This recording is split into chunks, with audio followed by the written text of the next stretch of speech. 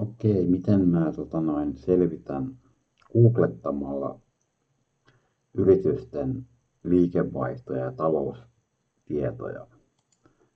Tähän laitetaan vaikka nyt Tempo Software ja tähän Revenue.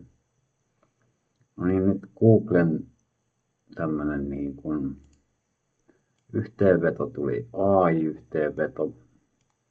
Ja sitten täällä on tää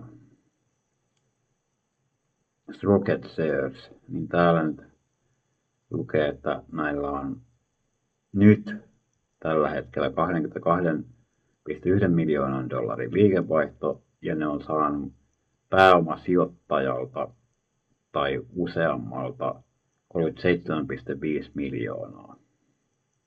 Sitten otetaan tähän uusi välivehti ja laitetaan I4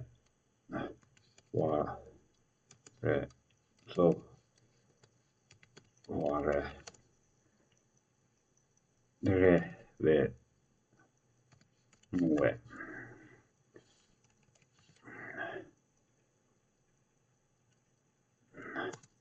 Noin. Tää on nyt sun info ja tälleen. Ja nyt tässä on tää Google AI:n yhteenveto, että mitkä mun oman yrityksen tulot on. Elikkä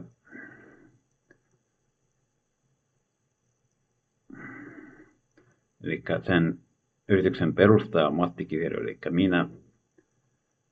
Ja gross revenue on ollut noin paljon, eli melkein 500 000 euroa 22 vuoden toiminnalla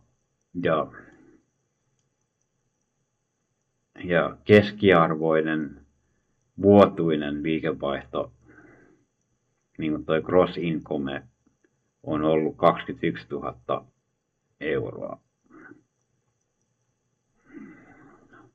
Täällä on sitten näin, että mä oon yksityinen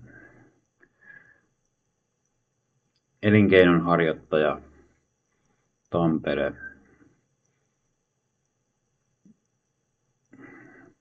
Ja täällä on mun pääliiketoiminta, eli mä teen Asocian Marketplace, IRA ja Confluence-sovelluksia ja myyn myös sitten IT-alan palveluita.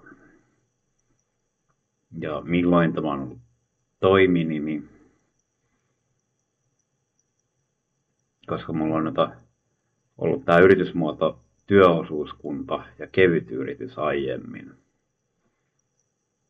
Ja ne on silleen niin kuin riskittömämpi tapa aloittaa kokeilemaan siipiä, koska esimerkiksi kun mä aloitin 2004 Työvoimapulssi Oyn kevytyrittäjänä, niin silloin maksettiin vielä tyelliä ja oli täys oikeus peruspäivärahaan, jos kävi huonosti, eikä saanut sitten niin isoa tuloa, että olisi maksanut niin paljon tätä ihmeen työttömyyskassan jäsenmaksua ja muita vakuutusmaksuja, että olisi ollut oikeutettu sitten niin kuin tähän ansiosidonnaiseen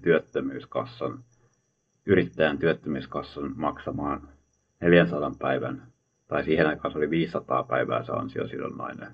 Nykyään se on 400 päivää ja sitten tietyillä vekseillä vaan 200 päivää. Kun pitäisi olla 200 000 euron vuosipalkka yrittäjänä ja sen jälkeen jäädä työttömäksi, niin saisi 4,5 euron ansiosidonnaisen yrittäjän työttömyyskassasta ja sen jälkeen olisi oikeutettu 800 euron peruspäivärahaa. Mutta kun Kela ja valtio ei halua tukea kannattamatonta yritystoimintaa, niin se ei ole hyvä juttu yrittäjälle tai siis niin kuin työttömälle työnhakijalle, että jos on muutenkin vaikeuksia päästä työelämään, että meidän starttirahan verran, menet yrittäjäkurssille ensin ja starttirahan turvin perustat yrityksen, koska jos sitä ei siinä 13 kuukaudessa mitä starttirahaa voi maksimissaan saakka tarpeeksi asiakkaita, että rupeaa joka kuukausi tulee 10 000 rahaa. että mikä voidaan tarvita siihen, että se yritystoiminta on tarpeeksi kannattavaa niin kuin maksaa oma palkka ja kaikki yritystoiminnan kulut ja tollaset. Että semmoista.